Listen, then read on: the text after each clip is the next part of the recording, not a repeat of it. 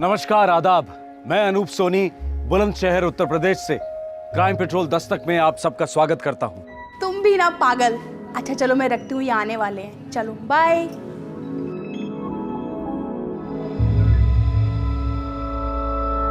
मुझे नहीं पता था आप मेरे पीछे खड़े हो। और मुझे भी नहीं पता था कि मेरे पीठ पीछे ये सब हो रहा है। फिर से शुरू हो गया? तुम रुकने का नाम नहीं लेती। सहेली थी मेरी बचपन की। कोई यार भी हो सकता है, जवानी का। छी, हमारी शादी को 18 साल हो चुके हैं। बच्चों की माँ हूँ, आपकी पत्नी हूँ आपकी। लेकिन खुश नहीं हो मुझसे। गैर मर्दों के साथ हंस हंस कर बातें करती हो, न जाने क्या क्या करती हो, और मुझसे झूठ बोलती हो। क्या कमी है मुझमें? क्या कमी है? बोलो मुझे, बोलो क्या कमी है मुझमें? शक की बीमारी का कोई इलाज नहीं है। शक रिश्तों का कातिल है, ऐसा जहर जो एक शादी को धीरे धीरे कुरेद कुरेद कर जहन्नुम बना देता है। एक ऐसा कीटाणु जो एक बार पति या पत्नी के दिमाग में घुस जाए तो जीवन साथी की सारी आजादी छिन जाती है। किसी से महज मुस्कुराकर बात करना तक दुश्वार हो जाता है। और फिर अक्सर ऐसे जोड़े में से कोई एक हताश होकर जुर्म के दरवाजे पर दस्तक देता है। 31 जुलाई 2005 बुलंदशहर उत्तर प्रदेश, आज से 6 साल पहले।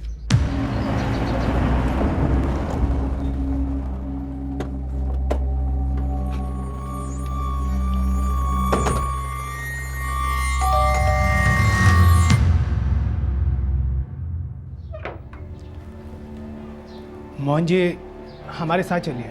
क्यों? कोई खबर मिली है? एक लाश मिली है। लाश?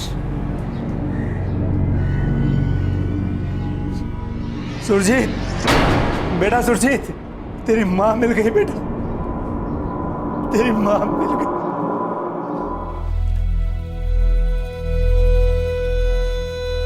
आर्निया के एक तालाब से मिली है लाश। पोस्टमार्टम की रिपोर्ट कहती है कि मौत कई दिन पहले हुई है। देखिए मोहन साहब, लाश काफी सड़ चुकी है। रजो, माँ उठो, पापा रजो को क्या हो गया बेटा? क्या कर दिया था तेरे साथ उन लोगों ने? पापा माँ को क्या हो गया? माँ उठो, माँ।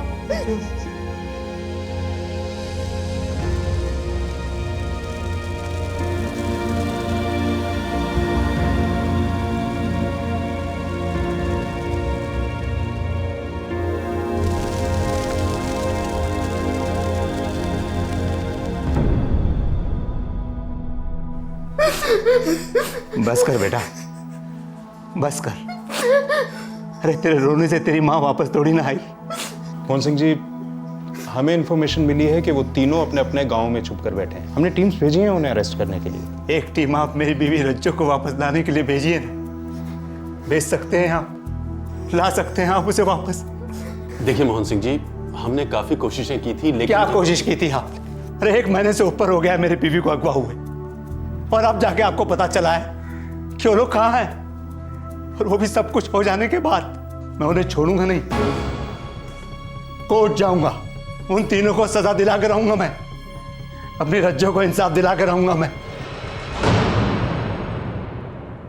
2005 की इस घटना के ठीक 1 महीना पहले पीडब्ल्यूडी इंजीनियर मोहन सिंह और उनका बेटा सुरजीत बुलंदशहर पुलिस स्टेशन आए थे दौड़े दौड़े एक कंप्लेंट दर्ज करवाने। उन्होंने पुलिस को बताया कि मोहन की पत्नी और सुरजीत की मां राजेंद्र उर्फ रज्जो किडनैप हुई है। इस किडनैपिंग के 2 चश्मदीद गवाह थे, खुद मोहन और सुरजीत। सर जल्दी चलिए सर। सर लोग मेरी बीवी रज्जो को उठा के ले गए सर। प्लीज जल्दी चलिए, कुछ कीजिए सर। कौन लोग उठा के ले गए? आप जानते हैं उन लोगों को? बहुत अच्छी तरीके से सर। सर वो तीनों कमीने मेरे पड़ोसी है सर। सर एक वो दुकानदार ओम प्रकाश, दूसरा सर वो किराएदार सर मास्टर है सर रविचंद्र, तीसरा सर हवलदार राजीव शुक्ला सर। हमारे डिपार्टमेंट का राजीव शुक्ला? हाँ सर, वही कमीना राजीव शुक्ला सर। सर उन लोगों को उठा लीजिए सर। सर मेरी बीवी को बचा लीजिए, मैं आपके आगे हाथ जोड़ता हूँ सर। कीजिए प्लीज सर, कुछ कीजिए ना प्लीज। लेकिन कहाँ से ले गए, कैसे ले गए? सर वो मैं आपको बताता हूँ। माँ रोज की तरह मंदिर गई थी सर, और मैं भी उनके साथ गया था।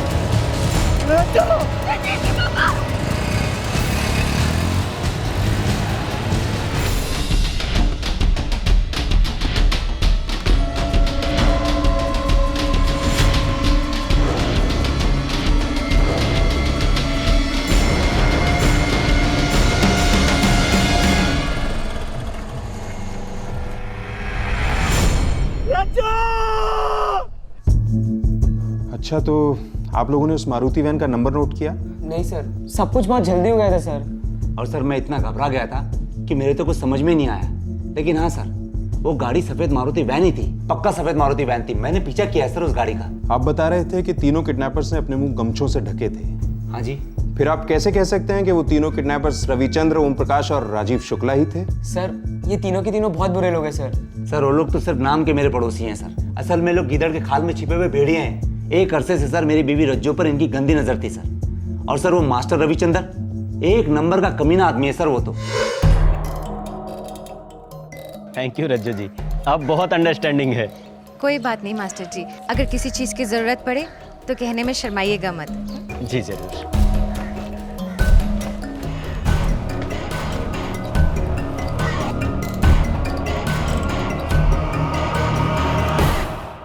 बहुत अच्छे, बहुत हंसमुख है।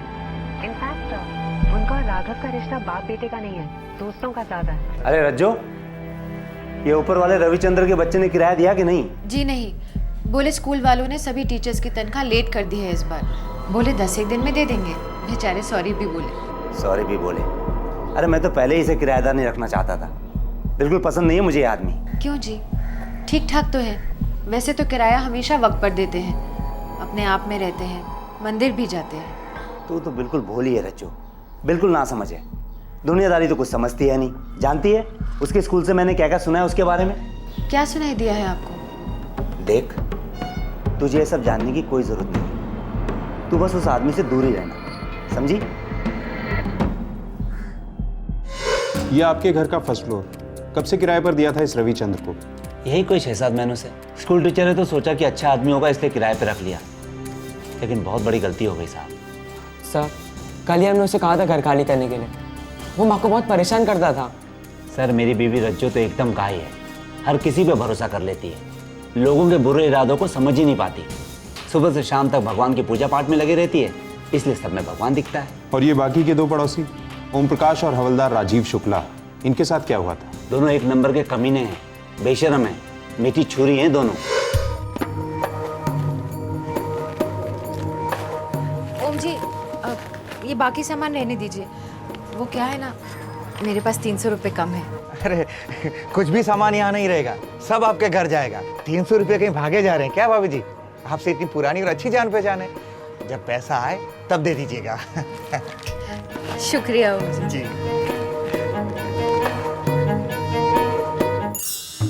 हो जाएगा तो बहुत मेहरबानी होगी राजीव जी। भाभी जी आप भी शर्मिंदा कर रहे हैं। अरे आपके लिए रेल की टिकट तो क्या, कुछ भी करेंगे। कितनी भली हैं आप, बहुत अच्छी भाभी। लाइए प्रसाद खिलाइए। शुक्रिया।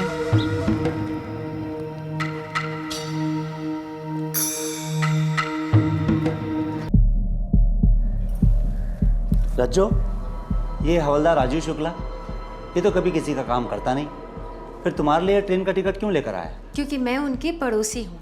माँ मैंने कहा था ना मैं ले आऊँगा। आप हमेशा दूसरों से काम क्यों करवाती है? और वो दुकानदार ओम प्रकाश, वो तो कभी किसी को 1 रुपये का उधार देता नहीं है, फिर तुम्हारे साथ महीने भर का खाता खोलने की बात क्यों करता है? क्योंकि वो जानते हैं कि मैं कहीं भागने वाली नहीं हूँ। लेकिन वो लोग तुम्हारे पीछे भाग रहे हैं, ये बात तुम कब समझोगी रज्जो?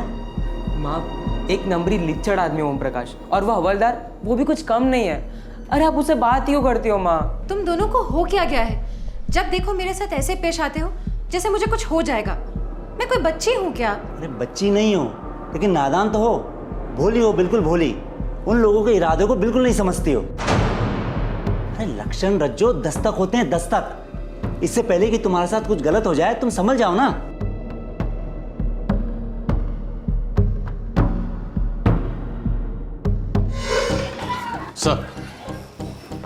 सर हवलदार राजीव शुक्ला अरनिया पुलिस स्टेशन में पोस्टेड है। फोन लगाओ अरनिया थाने, बात करनी है इस हवलदार से। बात क्या करनी है इंस्पेक्टर साहब? जल्दी कुछ कीजिए, उन तीनों के चुंगल से मेरी बीवी को बचाइए, वरना कुछ भी कर सकते हैं, कुछ भी। हेलो अरनिया थाना। बुलंदशहर थाने से PSI गजेंद्र सिंह बोल रहा हूँ। सलाम सर, कांस्टेबल आजम खान बोल रहा हूँ। कांस्टेबल राजीव शुक्ला है ड्यूटी पर? नहीं सर, वो आज ड्यूटी पर नहीं है। छुट्टी पर है? नहीं सर, ऐसा कुछ भी नहीं बोले, बस आज आए नहीं है। पता नहीं क्यों उनका मोबाइल भी ऑफ है। मोबाइल ऑफ है? रविचंद्र जी मैथ्स पढ़ाते हैं यहाँ पर। बात क्या है इंस्पेक्टर? आज छुट्टी क्यों ली है उन्होंने? छुट्टी ली कहाँ, बस आए ही नहीं हैं। आज 4 ज़रूरी क्लासेस शेड्यूल थी उनकी, ना फ़ोन ना कुछ, मोबाइल भी स्विच ऑफ। वैसे बात क्या है इंस्पेक्टर? कुछ बताकर नहीं गए, बोले कि तुम दुकान संभालो। ओम प्रकाश जी का मोबाइल क्यों स्विच ऑफ है? वो ही जाने, वो कभी बताते नहीं और मैं कभी पूछती नहीं। अपनी मर्जी के मालिक हैं वो।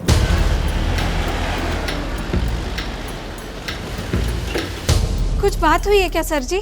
अभी कुछ पता नहीं है। हवलदार शुक्ला जब आ जाए मुझसे कांटेक्ट करने के लिए बोल देना। कुछ तो बात है ना सर जी। देखिए, वो पहले तो कभी बिना बोले ड्यूटी से ऑफ नहीं रहे हैं और दोनों मोबाइल भी उनके कभी बंद नहीं आए। वो हमसे हर चीज बताते हैं। आप बताइए ना, क्या बात है?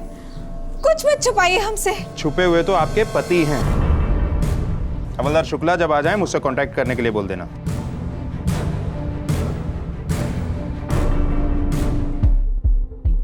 सर वो तीनों काम पर नहीं आए हैं और उनके मोबाइल भी स्विच ऑफ हैं। गजेंद्र, तीनों गायब हैं। सर मुझे लगता है मोहन सिंह का शक सच हो सकता है। पता लगाओ तीनों के और कोई घर वर तो नहीं है। खास दोस्त, अड्डे, सबका पता लगाओ। ठीक है सर। मिसेस रज्जो मोहन सिंह की आबरू ही नहीं, जान भी खतरे में हो सकती है।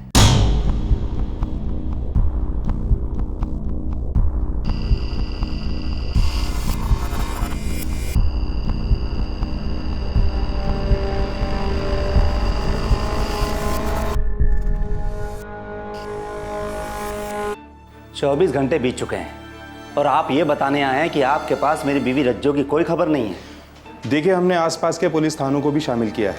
रज्जो जी की फोटोग्राफ्स भी सर्कुलेट हुई और सारे चेक नाके सफेद मारुति वैन पे नजर रखे हुए हैं। लेकिन कोई तो खबर होगी मेरी बीवी रज्जो की। एक खबर है।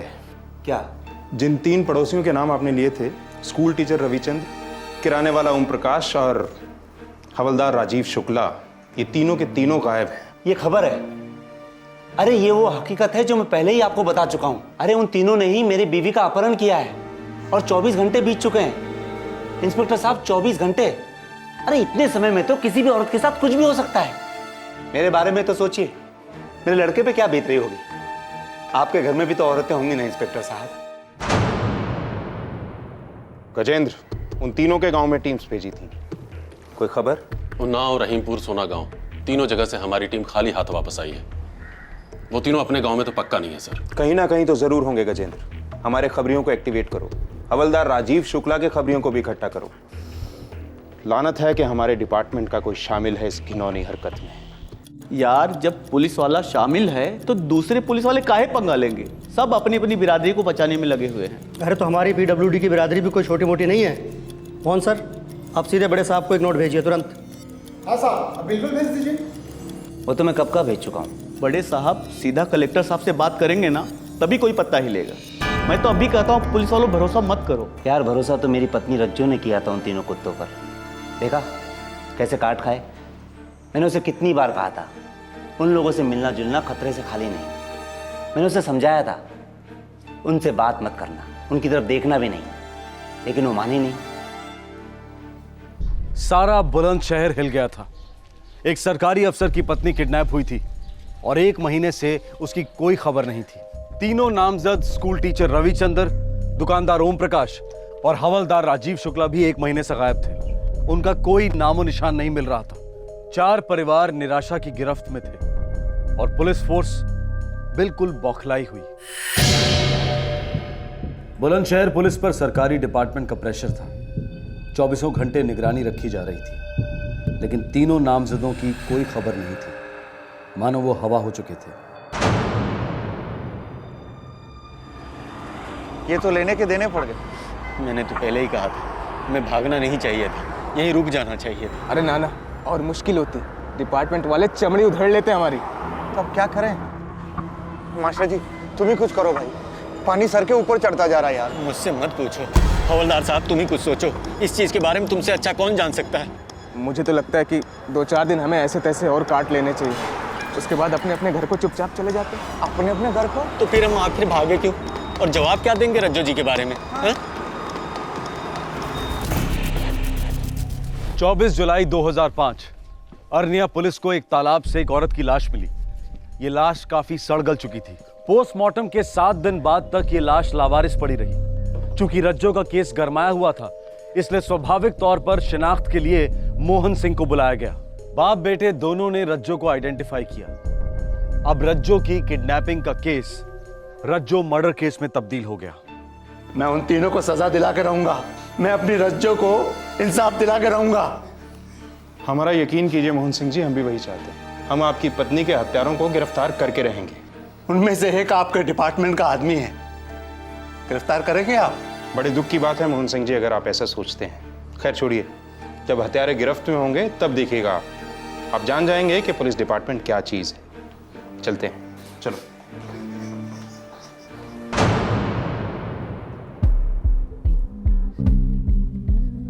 Thank you sir. Thank you sir. Gajendra, 7 दिनों का नोटिस पीरियड दे दो। 8वें दिन तीनों को भगौड़े करार कर दो। 7 दिनों के अंदर अंदर सरेंडर नहीं करें तो तीनों की प्रॉपर्टीज जब्त कर लो। जी सर। देखो भाई, हम लोगों के पास कोई और चारा तो है नहीं, और वैसे भी हमारे कारण हमारे घर वालों की तो बैंड बज चुकी है। रज्जो जी इस दुनिया में नहीं है और अब बहुत जल्द हम भी वहीं जाने वाले हैं। हम तीनों की कब्रें खुद चुकी हैं। तो फिर हम जिंदा लाशों की तरह क्यों भटकते रहे?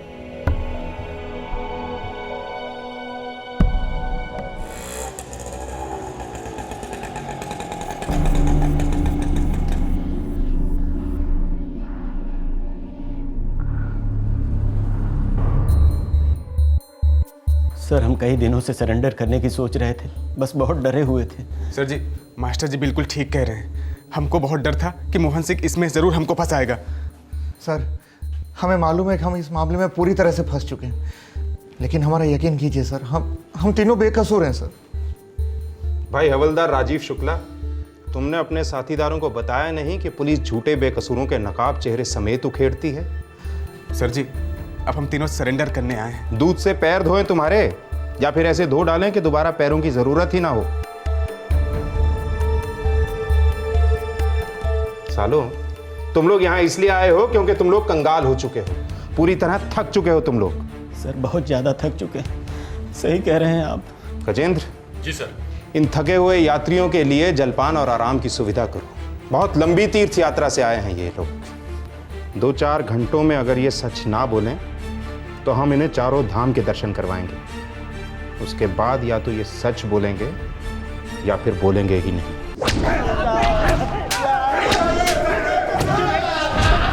साले, मास्टर होके ऐसी करता है? हमारा यकीन कीजिए साहब, हम इसलिए भाग गए थे क्योंकि हमें पता चला कि रज्जो जी का किडनैप हो गया है और वो पागल मोहन सिंह हमारा नाम लेने जा रहा था। साहब, भगवान की कसम, इस किडनैपिंग के बारे में हम लोग को कुछ भी मालूम नहीं था। हमारा कोई हाथ नहीं था इसमें। तुम तीनों की उस औरत पे नजर थी। एक अधेड़ उम्र की शादीशुदा औरत को तुम तीनों ने मिलकर बर्बाद किया। पुलिस की पूछताछ पूरे 4 दिन तक चली। 3rd डिग्री के इस्तेमाल के बावजूद तीनों आरोपी एक ही सुर में गा रहे थे, एक ही बात दोहरा रहे थे कि वो बेकसूर है। ये कोई क्रिमिनल रिकॉर्ड वाले छटे हुए हिस्ट्री शीटर्स नहीं थे जो पुलिस की मार के आदी थे। एक स्कूल टीचर था, एक दुकानदार था और एक खुद पुलिस वाला। अब सवाल यह था कि अगर ये तीनों झूठ नहीं बोल रहे थे तो फिर सच क्या था? सर, कोर्ट ने उन तीनों की कस्टडी बढ़ा दी है 1 हफ्ते के लिए। मुझे डाउट है कि इससे कुछ फायदा हो, और हैरानी की बात यह है कि इतनी पिटाई के बाद भी तीनों मुंह नहीं खोल रहे हैं। सर, शायद उनके मुंह में कुछ हो ही ना। शायद मोहन सिंह के पेट में कुछ हो। मेरी पत्नी रज्जो मर चुकी है इंस्पेक्टर साहब, अब और क्या जानकारी चाहिए आपको? 4 दिनों तक उन तीनों को लगातार पिटाया हमने। बड़े बड़े क्रिमिनल्स भी 2 दिन तक नहीं टिक पाते। अब आप उन तीनों के साथ क्या कर रहे हैं ये तो मैं देखने आया नहीं। अरे, इसकी मां मरी है, मेरी पत्नी मरी है, 18 साल की शादी थी हमारी, इस घर की इज्जत थी वो, लक्ष्मी सरस्वती सब कुछ। और सबसे बड़ी बात, अभी तक ये पता नहीं चल पाया है कि उन तीनों ने उसे मारने से पहले उसके साथ क्या क्या किया था। फिर भी अगर आपसे नहीं होता है ना तो आप उन तीनों को मेरे और मेरे बेटे के हवाले कर दीजिए। हम सच उगलवाएंगे उनसे, चाहे जितना भी वक्त लग जाए। मिस्टर रविचंद्र और हवलदार राजीव शुक्ला के बेल के कागजात। और ओम प्रकाश? उनकी जमानत नहीं। क्यों? ये तो आप कोर्ट से जाके पूछिए। फिलहाल मेरे ये 2 क्लाइंट्स और 1 दिन भी जेल में नहीं होने चाहिए। वैसे भी काफ़ी टॉर्चर किया आपने उनका। वकील साहब, साइकिल चोरी के केस में अंदर नहीं हुए हैं ये तीनों। केस क्या है, किसने क्या किया है, ये तो वक्त आने पर कोर्ट में डिसाइड होगा इंस्पेक्टर। मेरे क्लाइंट्स प्लीज। गजेंद्र। जी सर। रविचंद्र और राजीव शुक्ला के ऑर्डर्स तैयार करो। Yes sir. तीनों आरोपी पूरे 2 महीने पुलिस कस्टडी में रहे, जहां उनसे हर तरीके से पूछताछ की गई, पर केस रत्ती भर भी आगे नहीं बढ़ा। अरे रविचंद्र, राजीव शुक्ला, चलिए आप लोगों की जमानत हो गई है। अरे हवलदार साहब, मैं ओम प्रकाश, मेरी जमानत? अरे नहीं नहीं, इन दोनों की हुई है सिर्फ। रविचंद्र और राजीव शुक्ला की बेल मंजूर हो गई क्योंकि उनके वकील एडवोकेट मसीह ये साबित कर पाए थे कि किडनैपिंग के दौरान वो किसी और ही जगह मौजूद थे। दुकानदार ओम प्रकाश के लिए की गई आर्ग्यूमेंट से कोर्ट संतुष्ट नहीं था और उसकी बेल रिजेक्ट हो गई। सर, मेरी बीवी के 2 हत्यारों को बेल हो गई है। वो खुलेआम घूम रहे हैं, मजे ले रहे हैं, जबकि उन्हें उम्र कैद की सजा होनी चाहिए। मोहन सिंह, केस कोर्ट में है और कानून को अपना काम करने दो। फिर तो गई भैंस पानी में सर, फिर तो कुछ भी नहीं होगा। सर, आपसे रिक्वेस्ट है, होम मिनिस्टर को कम से कम एक ऑफिशियल लेटर भेजिए ना प्लीज। होम मिनिस्ट्री को लेटर लिखना बचकानी हरकत होगी, और अब वो जमाना नहीं रहा जब केस सॉल्व होने में बहुत ज्यादा समय लगता था। देखना, बहुत जल्द केस की सुनवाई होगी, केस फास्ट ट्रैक चलेगा। फिर भी सर, अगर ऊपर से थोड़ा दबाव रहेगा तो केस और भी फास्ट ट्रैक हो जाएगा। सर मेरे बारे में सोचिए, मेरे बेटे के बारे में सोचिए। सर, वो तो जवान है, उसका तो खून खोलेगा ही खोलेगा, खास तौर से तब जब वो दोनों आंखों के सामने होंगे। मोहन सिंह, मुझसे जो भी बन पड़ेगा मैं करूंगा, तुम कानून पे भरोसा रखो। देखो, तुम लोगों का केस मैंने लिया है, इसलिए तुम लोगों को इंसाफ दिलाना मेरा काम है, और अगर तुमने जुर्म किया भी है तो तुम्हें कम से कम सजा दिलाना मेरा फर्ज है। इसलिए मुझसे कुछ मत छुपाना, क्योंकि अपने वकील से झूठ बोलना सुसाइड करने के बराबर होता है। हमारी फैमिलीज, हमारी इज्जत तो वैसे ही खत्म हो चुकी है मसीह साहब। फिर हमने कभी झूठ नहीं बोला, नहीं पुलिस से और नहीं आपसे। औरत तुम तीनों को अच्छी तरह पहचानती, तुम लोगों की पड़ोसी थी, उसका किडनैप होता है, फिर उसका मर्डर होता है, और तुम तीनों को कुछ नहीं पता। हमारे अलावा और 56 पड़ोसी वकील साहब। लेकिन मोहन ने सिर्फ तुम तीनों का नाम लिया है। वकील साहब, ना तो हमने किडनैपिंग की है और ना ही हमने कत्ल किया है। हम लोगों ने कुछ भी नहीं किया। तो फिर किसने और क्यों? वो तो पुलिस और अदालत का काम है। आप सिर्फ हम तीनों के बारे में सोचिए वकील साहब, और ओम भाई को भी जल्दी वहां से निकलवाइए। पता नहीं ये पागलपन कब तक चलेगा। 6 साल, पूरे 6 साल तक कोर्ट में आर्ग्यूमेंट्स चलते रहे। रविचंद्र, राजीव शुक्ला और ओम प्रकाश का वकील बार बार एक ही बात कहता रहा कि उसके क्लाइंट्स को बलि का बकरा बनाया जा रहा है। मोहन अपने आरोपों से टस से मस नहीं हो रहा था। वो सिर्फ यही कहता रहा कि तीनों मर्दों की उसकी पत्नी पर बुरी नजर थी। ओम प्रकाश 6 साल जेल में कैद रहा, जबकि उसके साथी आरोपी रविचंद्र और राजीव शुक्ला को बराबर बेल मिलती रही। आखिरकार 2011 में यह केस अपने सर के बल उलट गया। पुलिस को एक खबर मिली थी। ये एक ऐसी खबर थी जिसने पहले पुलिस के, फिर सारे बुलंदशहर के छक्के छुड़ा दिए।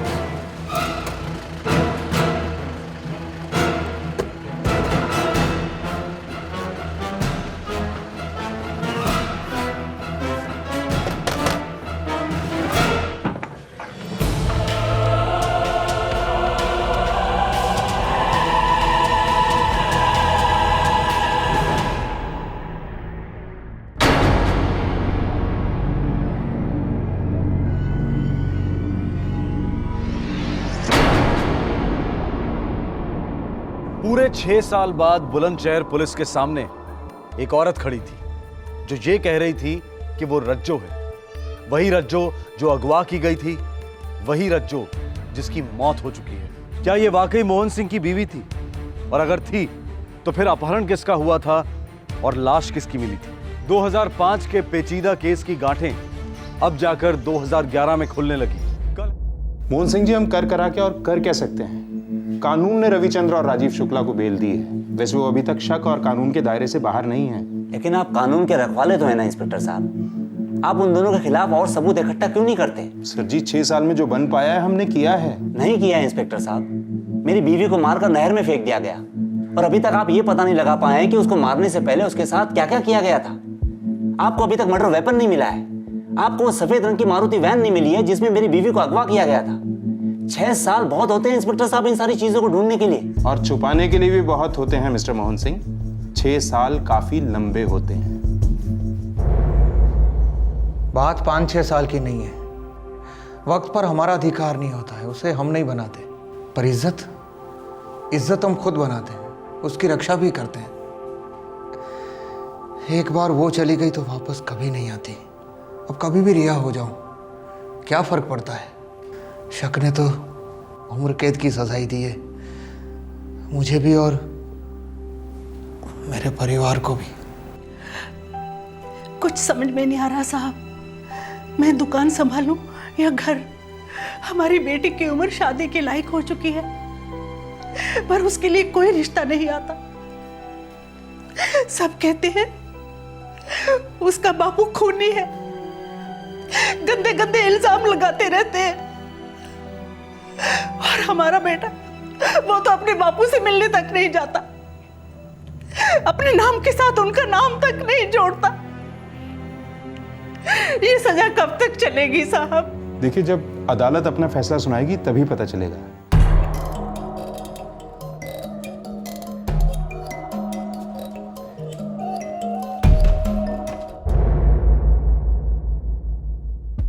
एडवोकेट मसीह रविचंद्र, आप लोग जो कह रहे हैं वो नामुमकिन है। मुझे भी ऐसे ही लगा था सर, लेकिन ये सच है। 1 साल पहले ही मुझे शक हो गया था कि इस केस की सच्चाइयां कुछ और है, इसलिए हमने अपनी खुद की तहकीकात शुरू कर दी।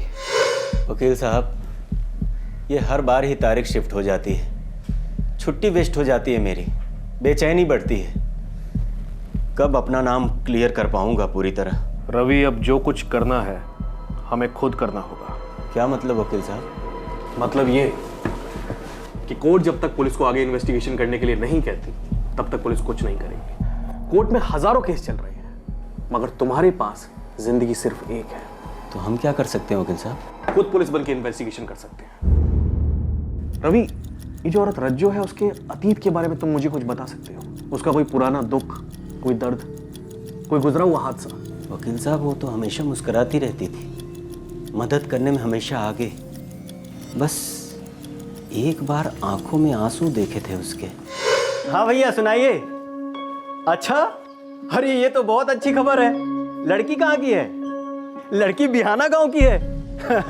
नहीं भैया, मैं नहीं जानता हूँ बिहाना गांव के बारे में। अच्छा भैया, रखता हूँ, पाए लागू। मास्टर जी। जी रज्जू जी। वो आप अभी बिहाना गांव के बारे में बात कर रहे थे ना? अरे हाँ, मेरे भतीजे की शादी तय हुई है, लड़की बिहाना की है। आप जानती हैं बिहाना गांव को? मेरा मायका है बिहाना। अरे वाह, कैसा है ये गांव? बड़ा है क्या? अभी कैसा है पता नहीं। क्या हुआ रज्जू जी? कुछ नहीं, कुछ नहीं। मतलब रज्जो एक अरसे से अपने मायके नहीं गई थी? हाँ, हो सकता है। चलो हम चलते हैं। फिर आप दोनों बिहाना गए, क्या पता चला वहां से? एक दूसरे ही गांव का पता मिला। क्या मतलब? बिहाना गांव के लिए रज्जो जी मर चुकी थी। अगर कोई 7 साल तक गायब रहे तो आपका कानून भी उसे मरा हुआ घोषित कर देता है। मेरी बहन 23 साल पहले इस घर से ब्याह कर गई थी, तब से दोबारा उसने इस घर में एक बार भी कदम नहीं रखा। न उसने खबर दी और न ली। आपने कोशिश भी नहीं की? ताली एक हाथ से नहीं बजती वकील साहब। रज्जो के लिए हम मर चुके हैं, तो हमें भी जिंदा होने का कोई शौक नहीं है। नमस्कार।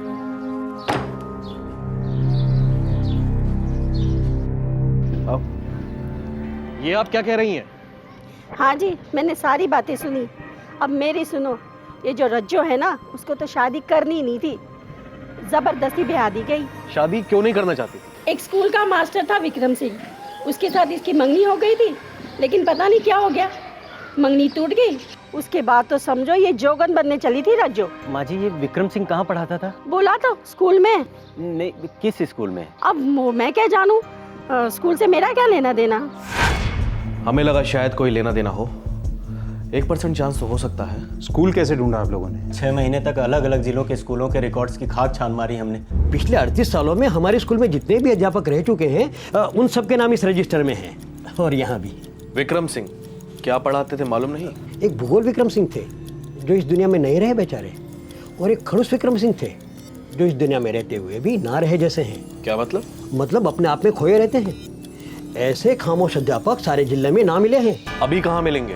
अरे वही मंदिर के पास वाली गली में तो रहते हैं। क्या बताऊं सर, रिटायरमेंट के करीब पहुंच चुके हैं और हनुमान जी की उपासना छोड़कर कामदेव जी के भक्त बने बैठे हैं। क्या मतलब? अरे वही के बस 5 साल पहले तो उन्होंने शादी की है।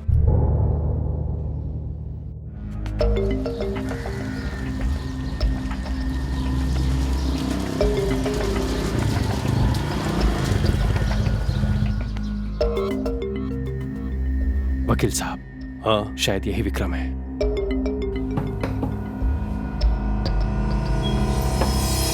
अरे आप आगे।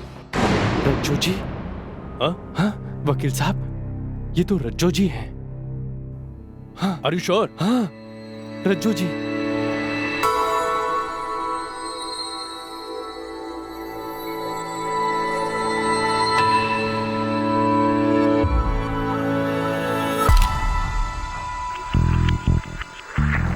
शक्ल तो मिलती है सर, दोनों एक ही शक्लें हैं और रज्जू जी ही हैं। भारत नगर है गांव का नाम।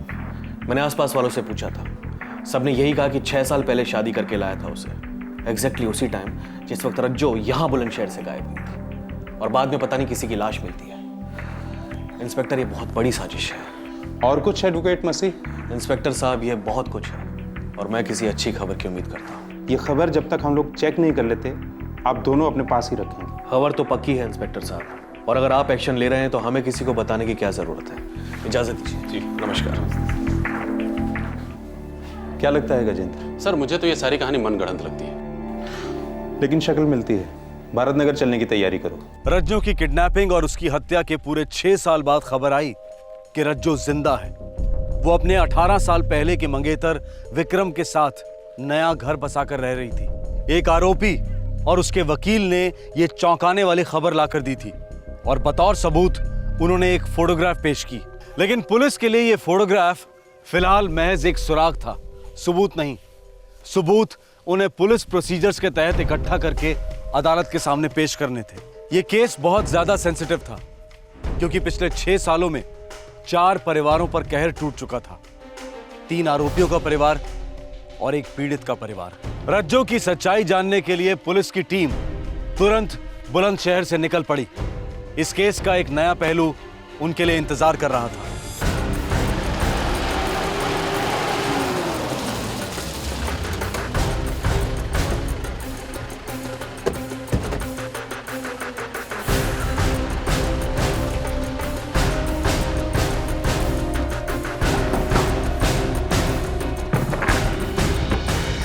जी आपका नाम? जी मैं रज्जू। आप शादीशुदा हैं? जी हाँ। पति का नाम? विक्रम सिंह। विक्रम। क्या बात है इंस्पेक्टर, क्या हुआ? जी जी यही है मेरे पति विक्रम सिंह। जी आप लोगों को हमारे साथ बुलंदशहर चलना होगा, बाकी बातें रास्ते में करेंगे। चलिए।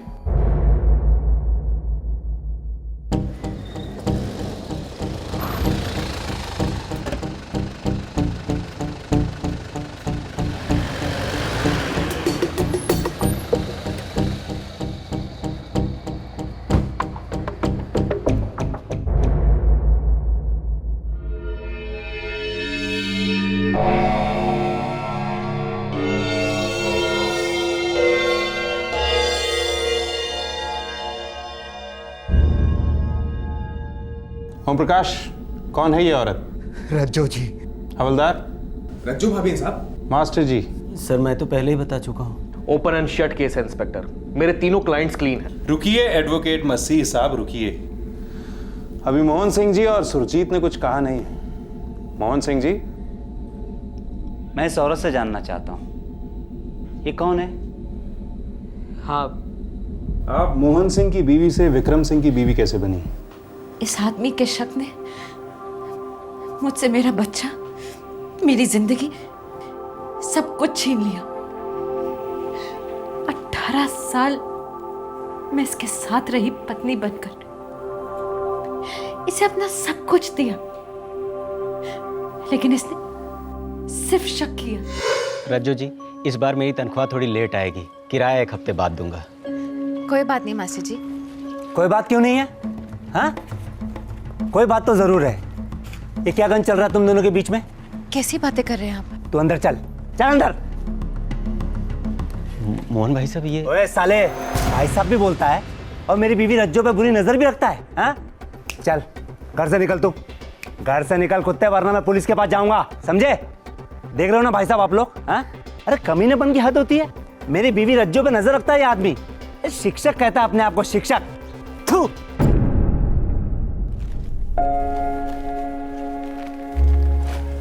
ओम जी, ये बाकी सामान रहने दीजिए, मेरे पास 300 रुपए कम है। पैसे कम है तो क्या हुआ, कहीं भागे जा रहे हैं क्या? शुक्रिया ओम जी। पैसे तो कहीं भागे नहीं जा रहे हैं, लेकिन तू भागने का प्लान बना रहा है मेरी बीवी के साथ, हैं? मैं तेरी नीयत को अच्छी तरह समझता हूँ। अरे बेशरम है साला, दुकान की आड़ में सिटियाबाजी करता है, हैं? ये क्या कह रहे हैं, क्या बकवास कर रहे हैं? चुप कर ओम प्रकाश के बच्चे, तेरी लीचड़गिरी सारी दुनिया जानती है। हर औरत के सामने ही हु हा हा, हैं?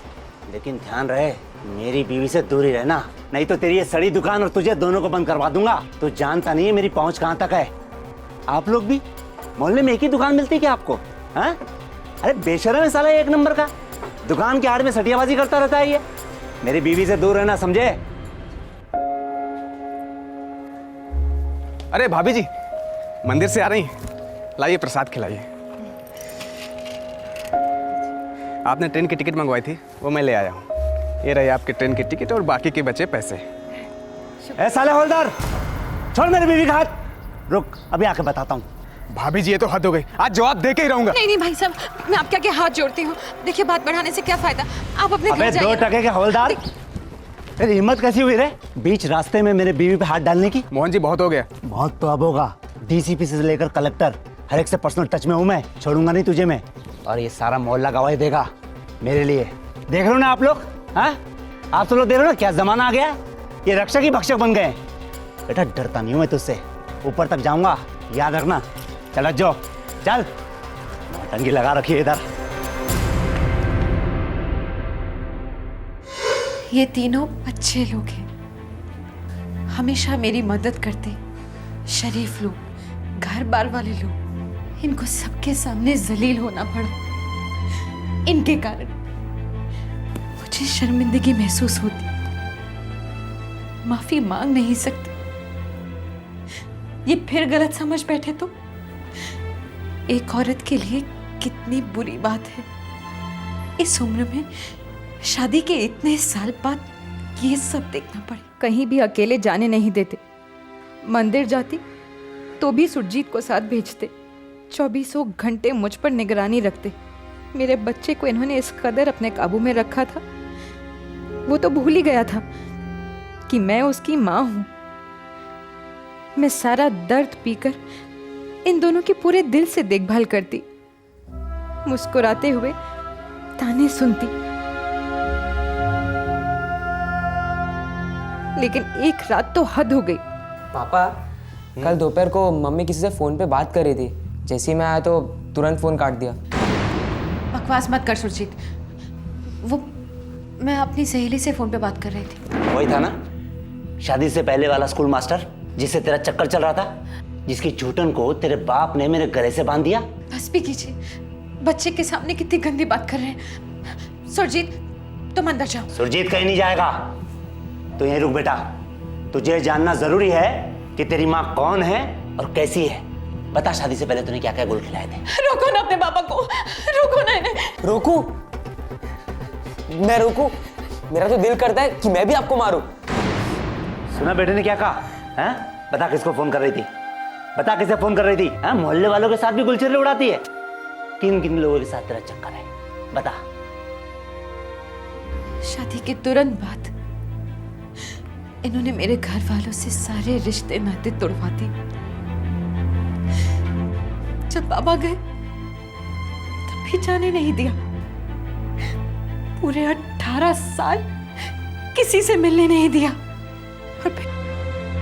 और फिर उस रात मुझे ऐसा लगा जैसे मेरा बच्चा, मेरा सुरजीत भी मुझसे अलग हो गया है। उस रात मेरे अंदर कुछ टूट गया और मैंने वो घर छोड़ दिया। मैं भगवान को साक्षी मानकर इस शादी को तोड़ रही हूं। मुझे ढूंढने की कोशिश मत कीजिए। मेरा अब आपसे कोई नाता नहीं। सुरजीत बेटा खुश रहो।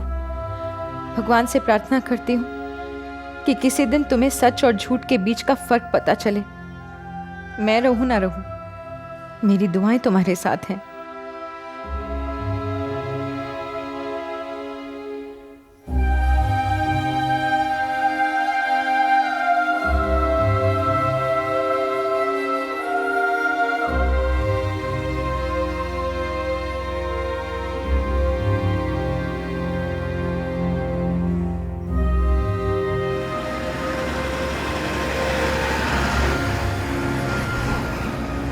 मेरे पास दो रास्ते थे, या माँ बाप के यहाँ लौट जाऊं या फिर बनारस जाकर किसी आश्रम में भर्ती हो जाऊं।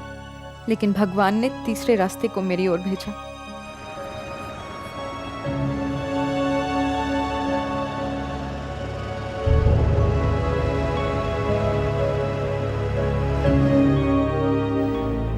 इनके सारे घिनौने इल्जामात झूठे हैं। शादी से पहले मेरी विक्रम जी से सगाई हुई थी।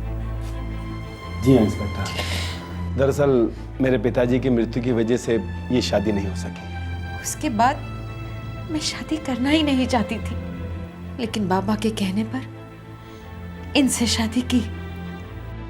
लेकिन शादी के बाद इन्हें अपना सब कुछ माना, सिर्फ इन्हें। किसी दूसरे की तरफ देखा तक नहीं, पूरे 18 साल। बस मुझे और जिल्लत नहीं सहनी थी। और जब रज्जो ने मुझे अपनी सारी बात बताई तो मैंने इनके सामने शादी का प्रस्ताव रखा। और मेरी खुशकिस्मती है कि इन्होंने हाँ कर दी। अपनी सारी बुरी यादें भुला दो अब रज्जो, और आज से एक नई शुरुआत। आधी जिंदगी तो खत्म हो गई ना विक्रम जी। लेकिन अभी आधी जिंदगी तो बाकी है ना रज्जो, और नियति की जो मर्जी है उसे हमें स्वीकार तो करना पड़ेगा ना। अब मुस्कुरा दो।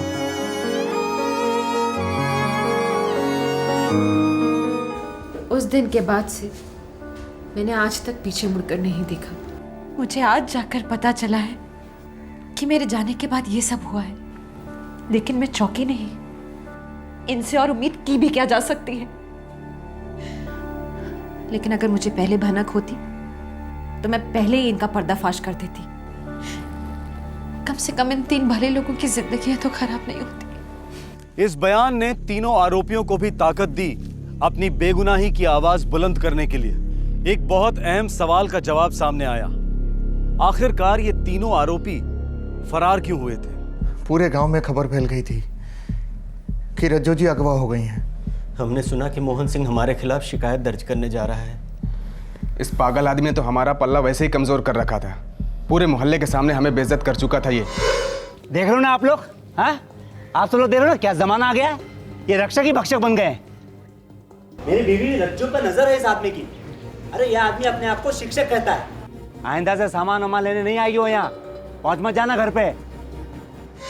हम बहुत ज्यादा डर गए थे। हम बहुत सीधे साधे लोग हैं साहब, कोई पहुंच नहीं, पहचान नहीं। मैं तो पुलिस फोर्स में होने के बावजूद इतना डर गया। इन दोनों का तब बुरा हाल था। हमने सोचा जब तक राजू भाभी नहीं वापस मिलती तब तक हमारा छुपे रहना ही बेहतर है। क्या दिन देखने पड़ रहे हवलदार भाई।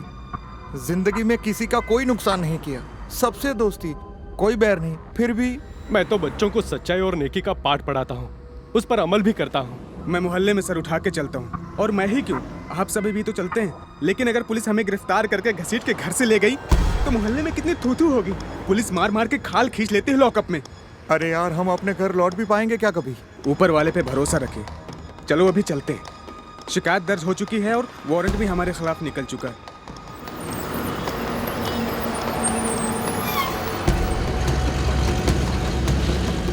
हम रोज भगवान से प्रार्थना करते थे कि रज्जो भाभी के अपहरणकर्ता उन्हें छोड़ दें, ताकि हम इज्जत के साथ अपने घर लौट सकें। बहुत बुरी हालत हो गई थी हमारी, घर वालों की याद, और ऊपर से पैसे भी सारे खत्म हो गए थे। लेकिन 1 महीने बाद जब लाश मिलने की खबर आई तो हमें लगा कि अब और भागने छुपने में कोई फायदा नहीं। कब्रें खुद गई हैं हमारी। हमारे पास सरेंडर के अलावा और कोई चारा नहीं था। रज्जो जी, आप ही अदालत को बताइए। एक आप ही हैं जो तीनों की खोई हुई इज्जत वापस दिला सकती हैं। बताऊंगी, सब कुछ बताऊंगी जी। तो अब आप बताइए मोहन सिंह साहब, ये औरत कौन है? मैं नहीं जानता। ये तुम्हारी पत्नी रज्जो नहीं, सुरजीत की माँ रज्जो नहीं? सुरजीत की माँ और मेरी पत्नी रज्जो को हमने अपने हाथों से आग दी, और मरने के बाद कोई इंसान वापस जिंदा नहीं होता। हो सकता है ये मेरी पत्नी रज्जो की हमशक्ल हो, प्लास्टिक सर्जरी का भी कमाल हो सकता है, बहुत कुछ हो सकता है, लेकिन मुझे पूरा यकीन है कि इस औरत को इस चालाक वकील ने खड़ा किया है ताकि मेरे पत्नी के ये तीनों कातिल आजाद हो सके। ये मेरी पत्नी रज्जो नहीं है, हो ही नहीं सकती।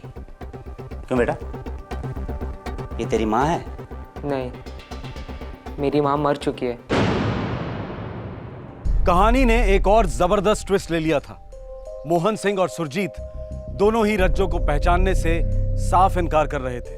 फिर एक बार शक की सुई डगमगाई। क्या मोहन सिंह की बातों में जरा सी भी सच्चाई थी? क्या रज्जो के बयान में थोड़ी सी भी खोट थी? क्या यह वाकई कोई साजिश हो सकती थी? पुलिस ने दोनों पार्टियों पर नजर रखी और दोबारा से इस केस की छानबीन शुरू कर दी। सर, वो विक्रम स्कूल टीचर है और रविचंद्र भी स्कूल टीचर है। हो सकता है दोनों मिले हुए हों। होने को तो हो सकता है, लेकिन सबसे पहले रज्जो की असलियत क्लियर करनी है। जी। तुम सबसे पहले उसके भाई से कांटेक्ट करो, अगर है तो उसका रज्जो से खून का रिश्ता है। 25 साल से हमने उसे देखा तक नहीं है, हमारा उससे कोई लेना देना नहीं है। देखिए भाई साहब, अगर आप कोऑपरेट करेंगे तो अच्छा रहेगा। बहुत से लोगों की जिंदगियां दांव पर लगी हुई हैं, इसीलिए मैं कह रहा था। मुझे क्यों एतराज होने लगा इंस्पेक्टर साहब? अभी बुला देता हूँ। सुरजीत, सुरजीत बेटे। जी पापा। बेटा, ये इंस्पेक्टर साहब जो बोले वो करो, डरो नहीं। मुझे कोई एतराज नहीं, मैं तो कुछ भी करने को तैयार हूँ, बस उस दरिंदे को सजा हो जाए। अपने आप को रज्जो कहने वाली औरत, असली रज्जो का बेटा सुरजीत और असली रज्जो का भाई, तीनों का डीएनए टेस्ट करवाया गया। यह टेस्ट शक को यकीन में बदलने वाला था। 4 परिवारों को इस टेस्ट का बेहद इंतजार था और रिजल्ट ने सारे शक दूर कर दिए। रज्जो और उसके भाई का डीएनए टेस्ट मैच हुआ। रज्जो और सुरजीत का डीएनए टेस्ट मैच हुआ। रज्जो वाकई रज्जो थी, सुरजीत की मां और मोहन सिंह की पत्नी जिससे उसने रिश्ता तोड़ा था। मोहन सिंह, 6 साल तक तुम मेरे केबिन में आकर मुझसे सवाल करते रहे। आज मैं तुम्हारे घर आया हूं, मुझे कुछ जवाब चाहिए। कैसा जवाब? रज्जो की किडनैपिंग और लाश की सच्चाई क्या है? वो तो 6 साल पहले ही मैं आपको बता चुका हूँ। 6 साल पहले मैंने और मेरी टीम ने 3 बेगुनाह लोगों को जानवरों की तरह पीटा, उन पर केस किए, उनकी जिंदगियां बर्बाद हुई। तुम्हारी जिंदगी मेरे लिए बहुत कम मायने रखती है, तो चुपचाप सच बोलोगे तो शायद जियोगे। अरे रज्जो, रज्जो,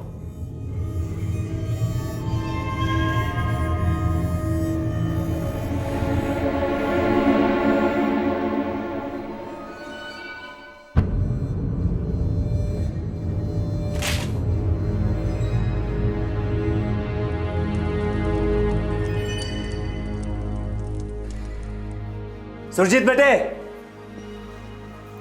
हाँ पापा। मेरा शक सही निकला बेटा, भाग गई वो उल्टा। तेरी माँ तुझे, मुझे, हम दोनों को छोड़कर भाग गई। भाग गई बेटा। नहीं नहीं पापा, ऐसा नहीं हो सकता पापा, वो अभी नहीं जा सकती पापा, नहीं ऐसा नहीं है। रो मत बेटा, बेटा आज से तेरा बाप, तेरी माँ मैं खुद हूँ बेटा। बेटा मैं जैसे बोलूंगा वैसे ही करते जाना, करेगा ना बेटा? जैसा कहोगे वैसा ही करूँगा पापा।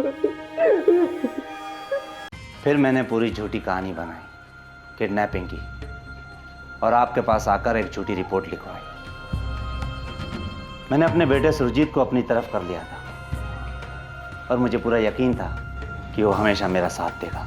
उन तीनों के नाम ही क्यों लिए, किसी और के क्यों नहीं? क्योंकि वो तीनों मुझे सबसे ज्यादा खटकते थे। मेरी बीवी उनसे सबसे ज्यादा घुल मिलकर बातें किया करती थी। बातें किया करती थी, सिर्फ बातें, शराफत से। मानो या ना मानो, मेरी बीवी बेवफा थी। वो बेवफा नहीं थी, बल्कि तुम बीमार थे, अब भी हो। शक की बीमारी से ही मरोगे तुम। लावारिश लाश की शिनाख्त में तुमने उसे रज्जो कहकर क्यों पहचाना? क्योंकि मैं जानता था मेरी बीवी रज्जो कभी वापस नहीं आएगी।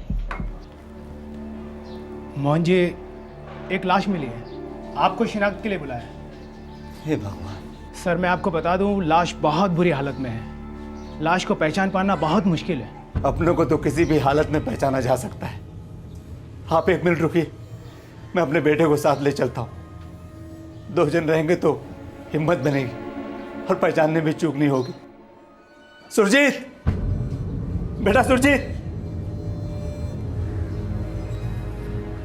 बेटा, एक लाश को पहचानने जाना है, बस कहना मम्मी है और ज़्यादा जानने की ज़रूरत नहीं है। जी पापा, जैसा आप कहें। आर्निया के एक तालाब से मिली है लाश। पोस्टमार्टम की रिपोर्ट कहती है कि मौत कई दिन पहले हुई है। देखिए मोहन साहब, लाश काफ़ी सड़ चुकी है। रज्जो, क्या कर दिया रे तेरे साथ उन लोगों ने? पापा। उन तीनों कमीनों पर मर्डर और किडनैपिंग का चार्ज लगाकर मैं आधी लड़ाई तो वैसे ही जीत चुका था। ऊपर से उन तीनों बेवकूफ़ों का भागना मेरा काम आसान कर गया। मर्डर का केस बनते ही उनके टेंटवे दब चुके थे, हमेशा हमेशा के लिए। हमेशा हमेशा के लिए तो बस एक ही चीज रहेगी, तुम्हारे शक की बीमारी, जो तुम बखूबी अपने बेटे को भी दे चुके हो। मुबारक हो, जश्न जेल में ही मनाना, पूरी उम्र पड़ी है।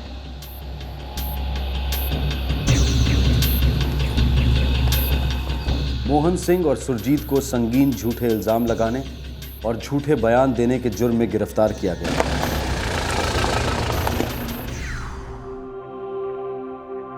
दोनों पर मुकदमे चलेंगे और 10 साल की सजा होने की संभावना है।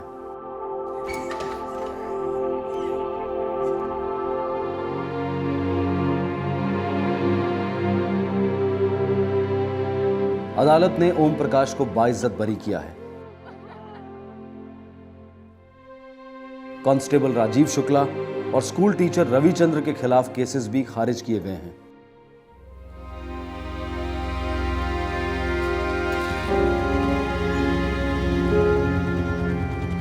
रज्जो विक्रम के साथ खुश तो है, पर अपने बेटे की याद और बुरे दिनों के सपने उसे आए दिन डिस्टर्ब करते रहते हैं।